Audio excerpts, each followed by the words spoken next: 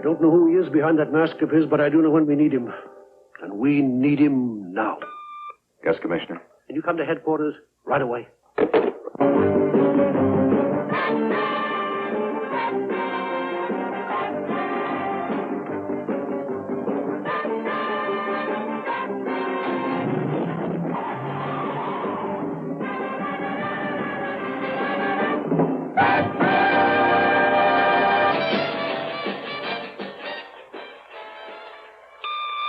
Could you get that, Robin? I'm busy solving a crime. Batcave, Robin speaking. It's Commissioner Gordon. I better take it. Hello, Commissioner. What's the trouble? I see. That sounds serious. We'll be right over.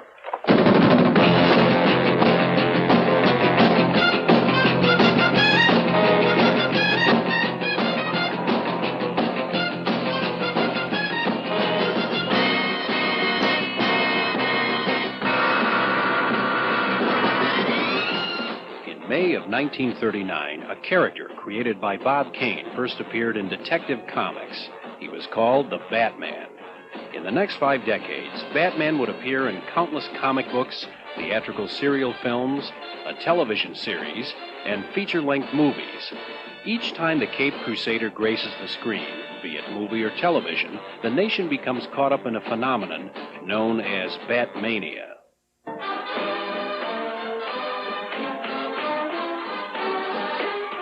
In 1939, following the success of their Superman character, DC Comics was looking for additional comic book heroes to develop. That caught the interest of Bob Kane, who had an idea for a character. Kane was an artist who had drawn for several other comic publishers. He immediately contacted partner Bill Finger, and the two set about developing the Batman character. At first, Kane's original drawings lacked the traditional cowl mask, gloves, and cape. But at Finger's suggestion, Batman was to look more mysterious, more like the Shadow. Finger saw the character as a cross between Doc Savage, the Shadow, and, of all people, Sherlock Holmes. Batman made his first appearance in Detective Comics number 27 in May of 1939. But we didn't learn the legend of his origin until months later. A young Bruce Wayne witnesses the murder of both his parents by killer Joe Chill, and from then on, with the help of his trusted butler Alfred, he devotes the rest of his life to avenging those deaths. Batman worked solo for a while, and then Robin was introduced by the same man who created the Joker, Jerry Robinson. The model for the Joker, back in 1939, was actually a photo from the European horror film The Man Who Laughs. It was of actor Conrad Veidt, who also played the monster in The Cabinet of Dr. Caligari, seen here. We never do learn of the Joker's origin until the Warner Brothers release in 1989. Robin's story, however, is told quite thoroughly. Dick Grayson was part of a family of circus people. His parents are killed by criminals who sabotage their equipment. Batman brings the crooks to justice and also looks after the young Dick. This is quite out of character for a guy who psychologists call preoccupied with his so-called mission in life. Batman always answers the call to duty. Some would call this psychosis, but people driven by vengeance sometimes have that problem. It can be an obsession. Over the years, the comic has gone through some major changes. Batman has actually become meaner. Robin, believe it or not, is dead. He has been for quite a while. There was even a second Robin introduced, but he bit the dust as well, leaving Batman to go it alone. The popularity of the Batman comic seems to coincide with the release of a movie or TV show featuring Batman. It all started with a 15-part serial in 1943. And about every 20 to 30 years, whenever a new Batman story comes to the screen, Batman comics and Bat paraphernalia become hot collector's items. Batman made his first appearance on the big screen in 1943 in the Columbia serial called Batman. It was a smash hit. The serial featured Douglas Croft as Robin, with Lewis Wilson in the lead role as Batman. Batman and Robin were fighting against evil genius Dr. Dacca, played by J. Carrol Naish. Naish was a versatile dialect specialist who often performed in character roles, even playing a hunchback in the horror film The House of Frankenstein. The cliffhanger was the staple of these old movie serials. Each episode ends with the hero, or some helpless character, in an absolutely hopeless situation. We are told it'll be continued next week, but how can the characters possibly be saved? That's what kept viewers coming back week after week, and Batman was no exception. Could it be? Yes, it is the incomparable Batman on the big theater screen. Columbia Pictures presents Batman and Robin. Now you can see the Cape Crusader and the Boy Wonder in the famous serial that has amazed Bat fans around the world. 15 thrill-packed chapters.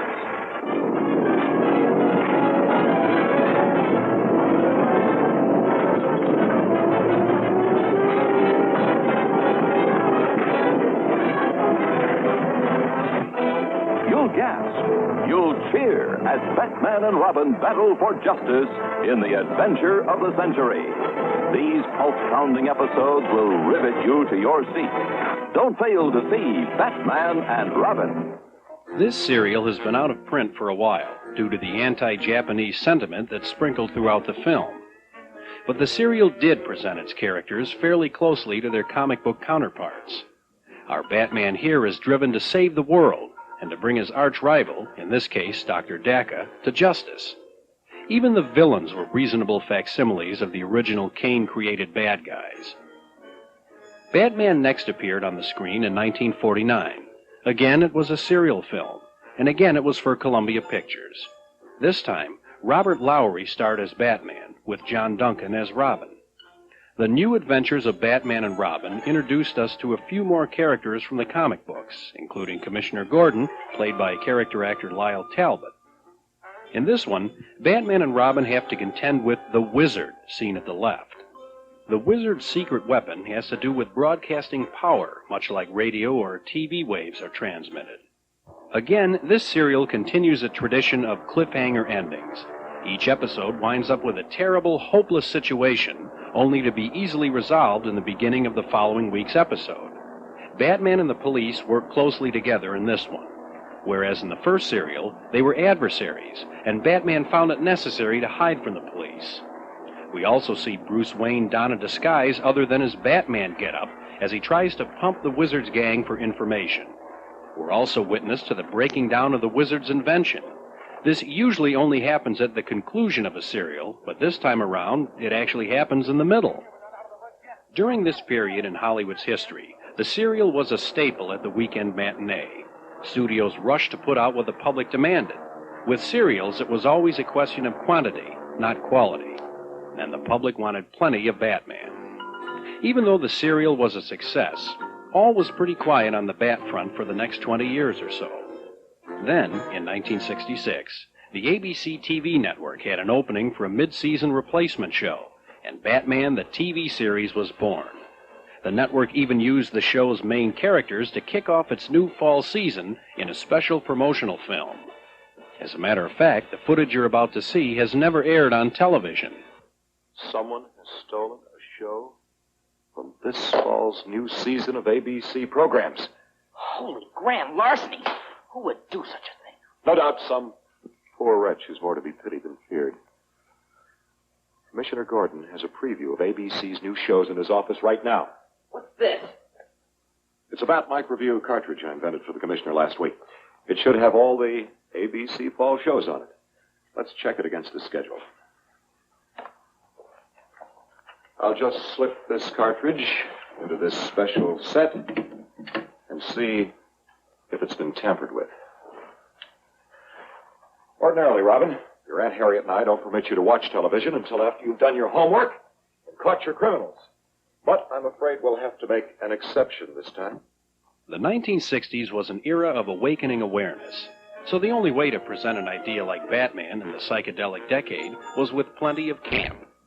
And in January of 1966, we had an ultra-campy, ultra-hip Batman on TV, and our image of the Cape Crusader would never be the same. You're one of those who just can't get enough of Batman. Help is here. Hey, Jefferson and 12th. Hold tight. Bat turn.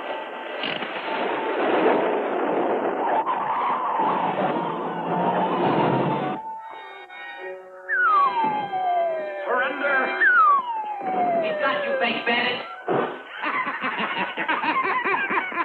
I order you to surrender. I hope this doesn't depress you. Sensational. Batman, watch out, those mummies.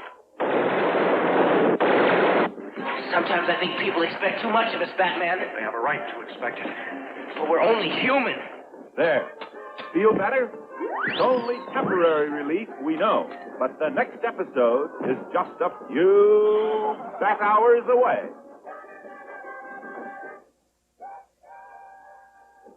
The team of William Dozier and Lorenzo Semple Jr. brought us Batman, not just once, but twice a week, on Wednesday and Thursday nights.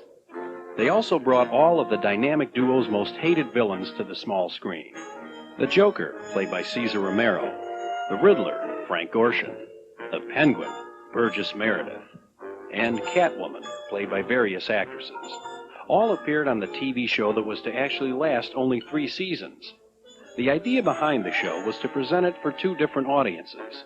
On one level was the show's face value, which children went for. This was the action, the fights, the chases, and the cliffhanger ending of the show every Wednesday night, to make sure we tune in on Thursday night to find out how the duo had survived the villain's evil schemes. On a completely different level was the campiness of the show, the sexual suggestiveness and tongue-in-cheek humor. This was for the adults in the audience. Well, Commissioner, let's... He's not here. Yes, I sensed that the second I saw the room was empty. Adam West starred as the Caped Crusader, and Burt Ward co-starred as Robin. West was a supporting actor in Hollywood until a series of commercials he had made for the Nestle Company caught the eye of ABC. But even before he was cast as Batman, West had managed to nail down a leading role in a theatrical feature film, even if it was playing straight man to the Three Stooges in 1965. Where's the sheriff? I hear Rance Roden has sent for his gunslingers to get Mr. Cabot, and that's 9 of the meanest, orneriest galoots who ever cheated the gallows, and every one a dead shot. The outlaw is coming. And the Stooges is ready.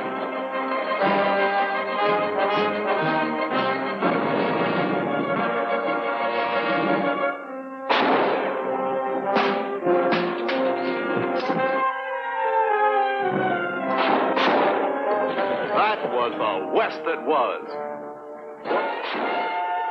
West's stint with the Stooges convinced ABC he was capable of doing comedy with a straight approach.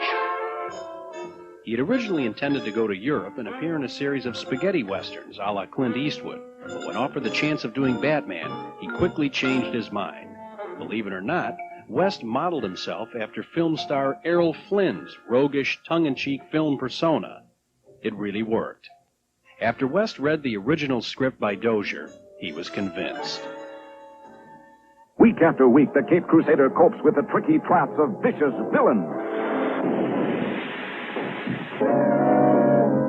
Will the time arrive when the Caped crime fighters come too close to the jaws of death? Holy metronome. What a feat. Punch in the player piano roll. Watch Batman in color on ABC.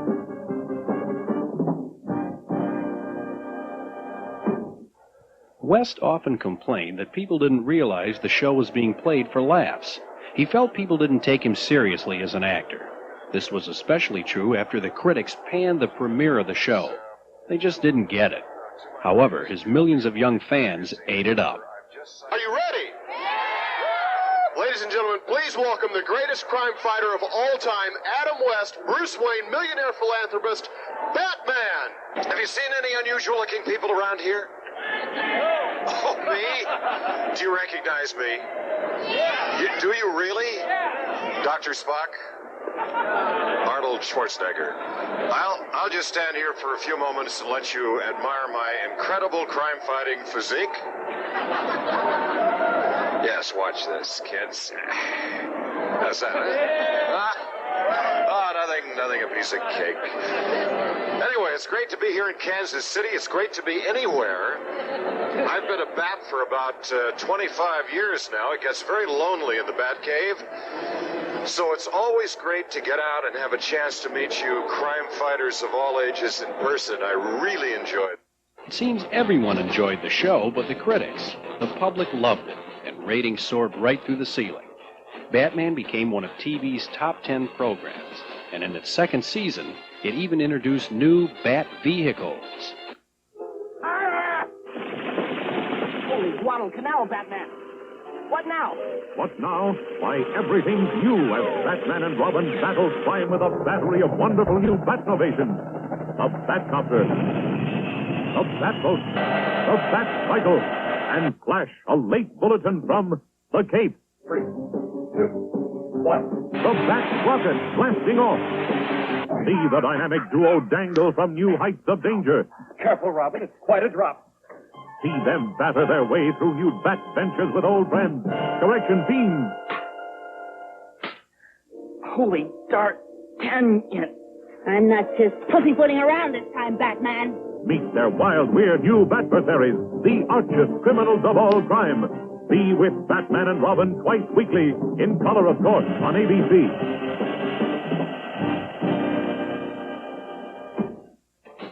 The show's success had a lot to do with the chemistry between its two stars. Robin was on hand from the beginning in this Batman series. He was portrayed by 19-year-old Burt Ward. There was some initial concern by the producers that he might outgrow the role, and they'd have to recast the part. But Ward guaranteed them he wouldn't grow any bigger as the series skyrocketed in the ratings. No one knew that this summer, or I shouldn't say summer, mid-season replacement coming on January 12, 1966 was going to be as popular as it was. And after the first night of airing, we had a 55 share. That meant of all televisions turned on in the nation, that the best estimate was that 55% of all televisions turned on were watching our show, which is really phenomenal. Ward had a propensity for getting slightly injured during stunt work, and he was a champion of safety on the set. He says he thought the stunt coordinators on the show never really made the stunts as safe as they could be. They were always too concerned with bringing the stunt in on time. In addition to Ward, Adam West, and a lot of stuntmen, the cast of crime fighters was rounded out by Neil Hamilton as Commissioner Gordon, Stafford Repp as Chief O'Hara, and Alan Napier as Alfred the Butler. Also on hand in the third and final season of the show was Yvonne Craig as Batgirl. All of these supporting actors and actresses played their roles to the maximum, milking every laugh they could out of the tongue-in-cheek dialogue. Actually, the show's humor was universal, and Batman even became a hit in Latin American countries, complete with redubbed dialogue.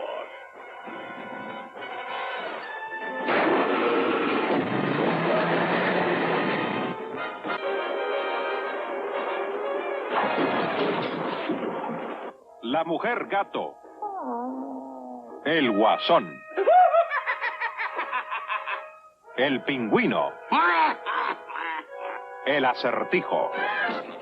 The show was indisputably hot. So hot that every week guest stars lined up to do a cameo appearance. It was just like appearing on Laugh-In. Well, Robin, according to this schedule, everything seems to be in perfect shape. I fear we've been the victims of a harmless hoax. But wait, Batman. On Friday night, there's supposed to be... Let's head back home and broil some steaks in the barbecue. But Batman! Listen to the kid. He's on to something.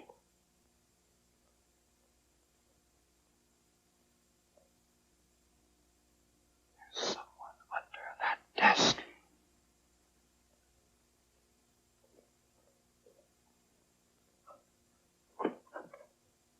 I can't tell for sure, but I think it's a poor wretch. Holy ad-lib! He looks familiar. Are you Milton Berle? If I'm not, I had a lot of fun using his credit cards. Now let me alone. Did you say I was wanted for murder? That's right. What do you mean? ABC wants you to murder the people every Friday night, starting this September at the stroke of 9. Holy affiliates. What's my sentence? 5 years. 5 years. Holy residuals. 5 years, that'll be beautiful. Below the line will be 80,000. Give 15% to my agent. In addition to guest cameos, the show also had car customizer George Barris. He designed the Batmobile, the Batcycle, the Batboat, and the Batcopter. Even today, the original Batmobile is a real crowd pleaser whenever it goes out on tour. Based on the success of the Batman phenomenon, producer William Dozier made an attempt at another superhero series, The Green Hornet. The show was to be virtually identical to Batman with one difference: no humor. The show was supposed to be played absolutely straight. It was a real action-adventure program. Van Williams starred as Britt Reed, the alter ego of the Green Hornet, and Bruce Lee starred as Kato, his partner in crime fighting. The Hornet and Kato even appeared on Batman to cross-promote their series, but even that didn't help.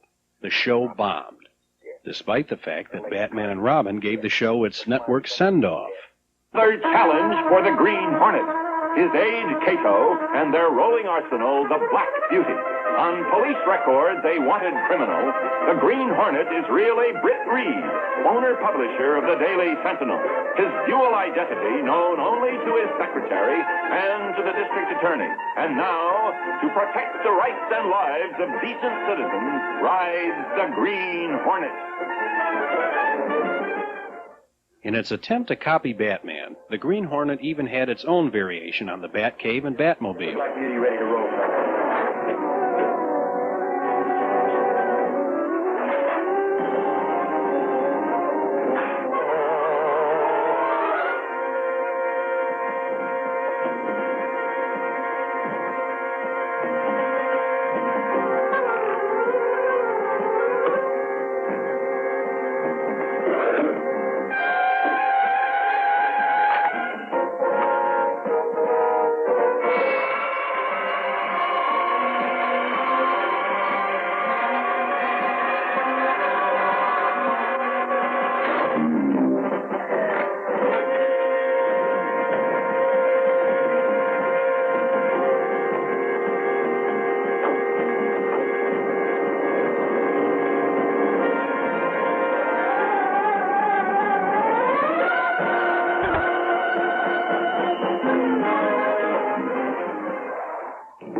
Like Batman, the Green Hornet always wrapped things up with a wild fight scene. But in the Hornet's case, there were no superimposed biffs or zonks. In retrospect, producer Dozier feels camping it up like Batman might have made the Green Hornet a hit.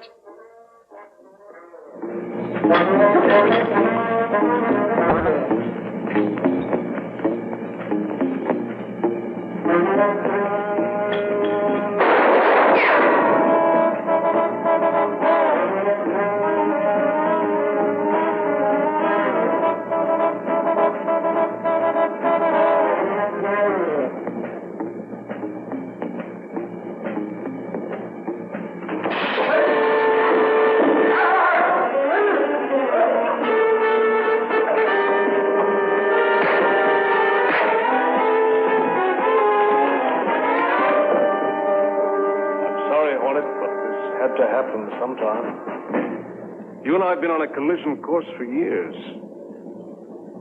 Two brilliant men. There's room for only one. True. Sad, but true. I wish I didn't have to use this.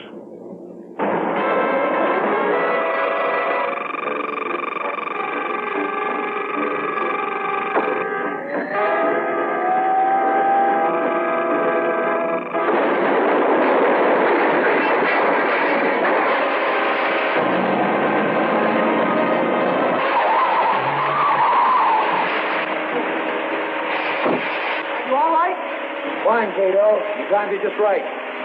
Call Scanlon. Tell him it's time to pick up these two. One grease, one parboiled.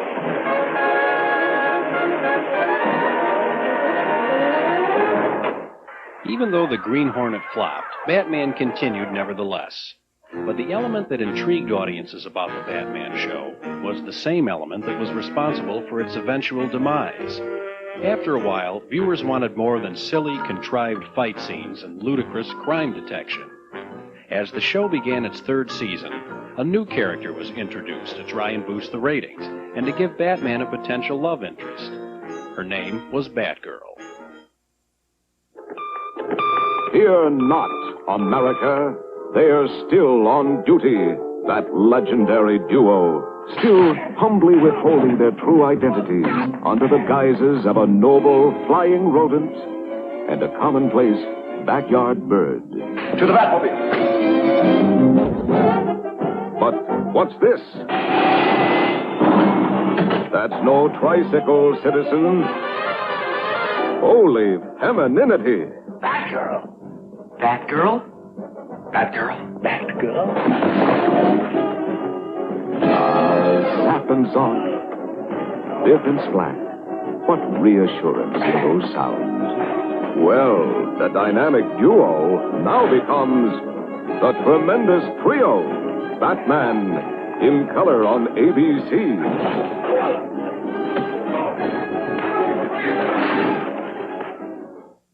Batgirl is in reality Barbara Gordon, daughter of the police commissioner, who happens to be a public librarian in Gotham City. In the show, she was portrayed by Yvonne Craig.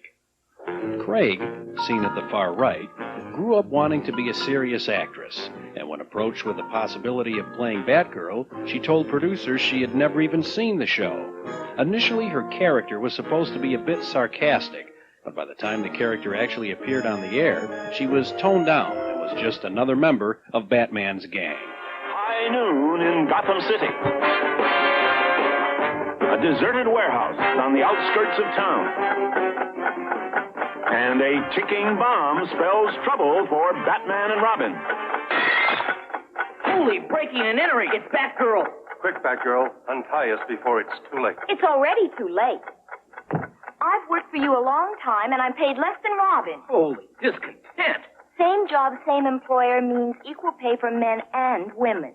No time for jokes, Batgirl. It's no joke. It's the federal equal pay law. Holy act of Congress. Can we talk about this later? Will Batgirl save the dynamic duo? Will she get equal pay? Tune in tomorrow or contact the Wage and Hour Division listed in your phone book under the U.S. Department of Labor. Despite the introduction of Batgirl and even more wacky gadgetry, the show continued to fall in the ratings. Batman, the TV series, was canceled following its third season.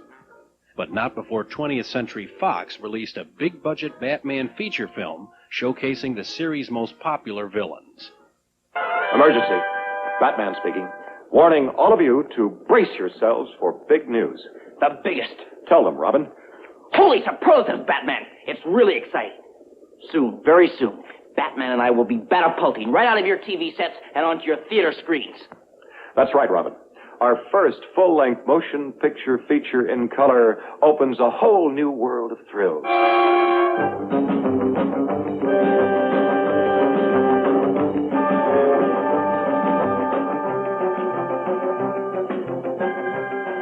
The big screen gives us more space on land, sea, and in the air to challenge the most cataclysmic collection of super criminals ever. Their minimum objective must be the entire world. And here are the dastardly villains. The Catwoman.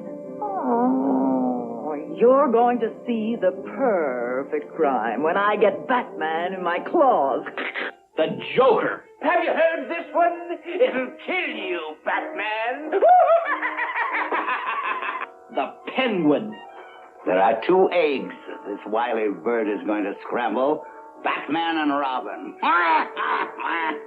The Riddler. Question. Who's going to make the feathers fly and knock Batman and Robin out of the sky? See the new weapons in the Bat Arsenal combat the forces of evil. The Batcopter. The exploding, man-eating shark. Holy sardine! The relentless Megaton Magnet. The unholy Quartet secret submarine. Fire one! Fire one! The Batboat in action.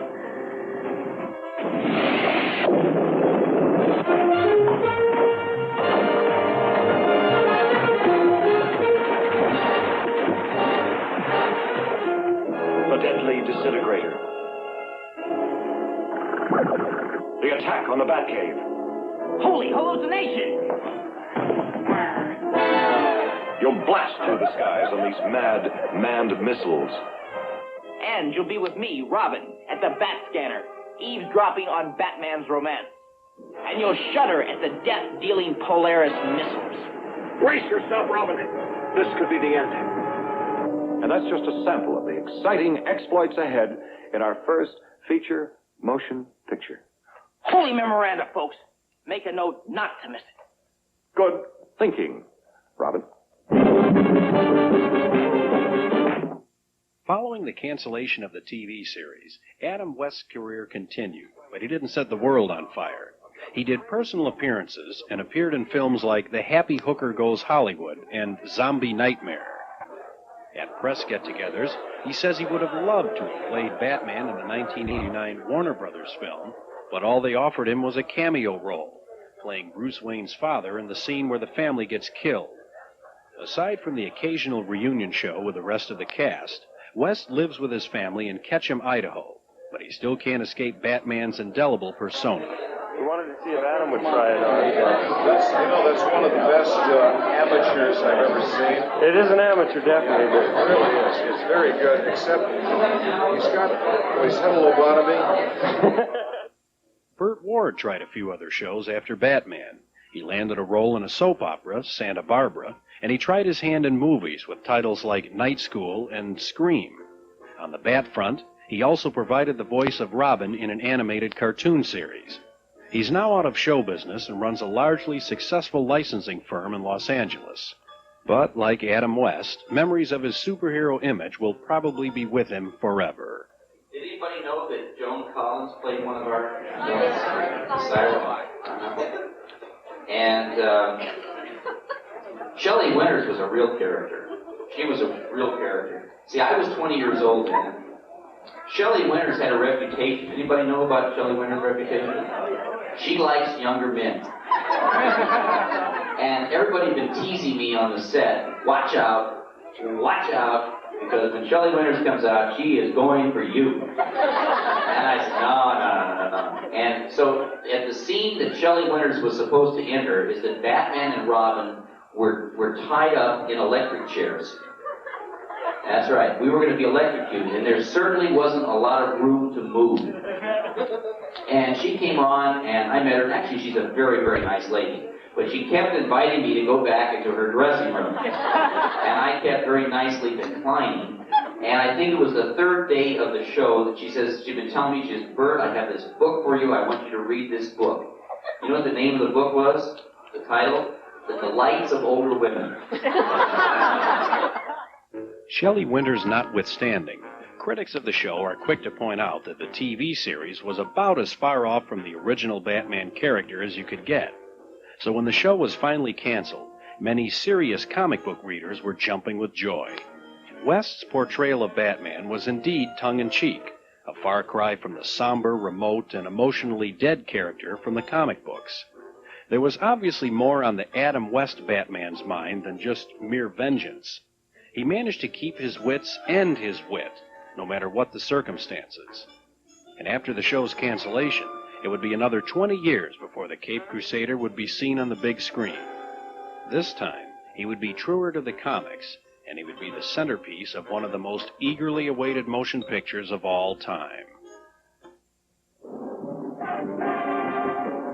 But in the 20 years since its network cancellation, Batman has acquired a huge legion of fans, not unlike the cult classics Star Trek and The Twilight Zone. By 1988, Bat Mania was about to descend upon America once again. By 1988, Bat Mania had approached a level of intensity not seen since the show's original network run 2 decades earlier. But this was only the beginning. Across the ocean in England, director Tim Burton was feverishly completing a $50 million feature film version of Batman that was soon to become the biggest box office smash of all time. The resurgence of popularity experienced by the Batman TV series, coupled with growing excitement about the new feature film, resulted in Batmania reaching an all-time high. Consequently, original series stars Adam West and Burt Ward were in great demand for lectures, live shows, and personal appearances on TV talk programs. TV's original dynamic duo made an appearance on the syndicated Will Shriner Show, that even had a non-paying studio audience practically leaping out of their seats with excitement. This amateur home video footage was shot during the actual taping of the Shriner program that reunited the Caped Crusaders with the TV Batman's head writer, Ralph Stanley Ross. And as the former Batman scribe discussed what it was like writing for TV's campiest characters, the writing was already on the wall for Batman fans. The summer of 1989 promised not only the release of Tim Burton's $50 million spectacular, but an onslaught of Bat Mania, the likes of which had never been seen. Starring Michael Keaton as the Caped Crusader, with Jack Nicholson as the Joker, Warner Brothers' release of Batman was more true to the tone of the Batman character first created in 1939. Keaton plays Batman to the utmost, being as mean to criminals as possible without being downright sadistic. And Nicholson's Joker was a role he was meant to play his entire career. He is evil personified. Liberties are even taken with the story of the origin of Batman, to include the Joker instead of Joe Chill. We're even told the story of how the Joker came into being, something the TV series never explained.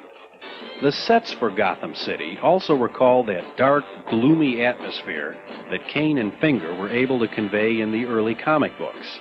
In the comics, Batman is not a nice guy, and he isn't in the film either. The week that Warner Brothers released the new Batman to theaters, a Los Angeles radio station, KRLA, decided to cash in on all the excitement. Robin himself, Burt Ward, was actually on hand.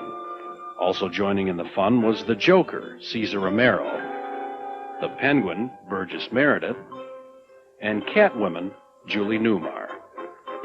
It doesn't matter if you're a child or a grown-up. Just what is our fascination with Batman? Is it the fact that we're privy to his secret identity? Is it his drive for vengeance against all criminals? Is it that we recognize some of our own dark side in Batman? Or is it that we just don't have enough real-life heroes, and we have to employ fantasy to find them? Whatever it is, we're definitely in love with Batman. We used to have to wait about 20 or 30 years between Batman movies or shows for a fantasy fix. But based on the success of the most recent Batman film, it's a safe guess that we won't have to wait quite that long again. As long as we need a hero, we need Batman. And that means Bat Mania will go on and on.